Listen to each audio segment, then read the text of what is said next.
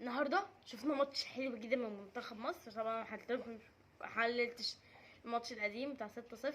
انا عارفه والله ان انا مقصره ومقصره مع نفسي، مقصره في كل حاجه، لكن طبعا الواجب الدراسي اهم. هقول لكم ملخص اللي حصل. كسبنا 6-0، سوبر هاتريك صلاح وهدف لتريزيجيه وهدف لمصطفى محمد. ماتش اكثر من رائع، كان ممكن نفوز بنتيجه اكبر، لكن ده اللي قدرنا عليه ربنا.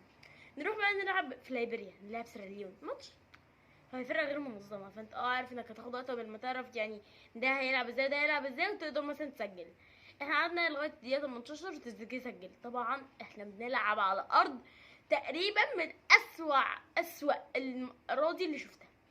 عارف اللي هي حتى الانديه درجه تانية اللي بيلعبوا على الارضيه على الاقل بتبقى طبيعي ارض يتلعب عليها، لكن دي ارض ترتان نجيله صناعي. الكوره لما بتجري عليها بتنط، اللاعب لما بيعمل باص الترتان بينط من جنب رجله. ايه ده؟ طب انت يا منتخب سيراليون مع كامل احترامي، انت ما كنتش عارف تختار فرقه، قصدي بلد يبقى عندها ملاعب كويسه؟ عندك جنوب افريقيا، كوت ديفوار، كاميرون، مش عايز تلعب في دول؟ عندك دول شمال افريقيا كلها بلا استثناء. بجد لعبنا على من اسوأ الملاعب اللي شفتها الصراحه. وطبعا يعني انا مش عايزه حد يتضايق من اي لاعب ما اداش، عندك كتير ما ادوش. مصطفى محمد اول شوط كان ضايع، زيزو كل الاشواط. فانت عندك ليه بقى؟ بسبب انك بتلعب على ارض ملعب سيئه جدا هم مش متعودين عليها. وشفنا سوء تنظيم يا اخي والله ما شفته قبل كده. في ايه؟ ما لا يعني ليه يبقى مثلا تلاقي الجماهير كلها نازله ورايحه على صلاح، اللعيبه حتى كلها اتحجبت لفت حوالين صلاح كده عشان محدش يقرب منه. انتوا عارفين ده تراث قومي بالنسبه لنا. ايه ده؟ بجد يعني سوء تنظيم غريب جدا. وشفنا في التدريب فيه اقتحام والحكم قالك كان فيه سوء تنظيم. ايه؟ منتخب زي منتخب ليبيريا مش عارف ينظم مباراة سهلة زي دي؟ اصلا ليه في مشجعين ليبريين؟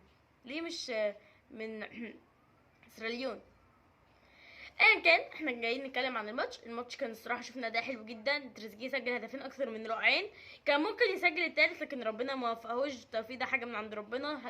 هدف مصطفى محمد هدف اكثر من رائع. وشفنا تصديتين لمحمد الشناوي في الشوط الثاني، اخر الشوط الثاني. لا ده الاخطبوط اللي احنا عارفينه، وهنفضل نمجد فيه من هنا لبكره. هما كورتين بس، يعني تقولي حبيبي هو كورتين كده كده يتصدوا؟ لا، انت لما يبقى عندك حارس يفضل مركز دقيقه 89 هو اصلا ما بتطلعش عليه هجمات ويقدر يصد كورتين زي دول، لا يبقى حارس بجد يستاهل تقول له شابوه وتسقف له من هنا لبكره. وصلاح عمل اسيست، وبجد يعني الفرقه كانت بعد الشوط الاول فائت بقى وكده واستوعبت احنا بنلعب فين. وكمان المطره كانت بتمطر، فمطرت قبل الماتش، احنا بنلعب في ملعب سيء. الحكم جان جاك نادالا اول مره اشوف له ماتش مع منتخب مصري او نادي مصري يحكم بالعدل، بجد شيء رائع جدا.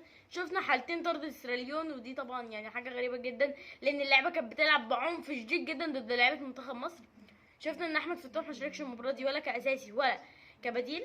بجد هارد لك لمنتخب سيراليون، الف مليون مبروك لنادي منتخب مصر. كده منتخب مصر بيعلوا لل6 نقاط و9 اهداف. اللي احنا بقى لو هنتكلم في الرياضه هيبقى معدل 3 اهداف ونص كل مباراه، لكن مفيش 3 اهداف ونص دي يعني ينفعش تقسم الجون، فهتبقى 4 في مباراه و3 في مباراه، لكن احصائيا هي 6 و3. 6 و3 9. 4 و5 معلش، لان انا يا جماعه والله بقول لكم مش فاهم يعني انا صاحيه لغايه دلوقتي، فمعلش لو في خطا احصائي قلته. بس كده، اقابلكم فيديو جاي.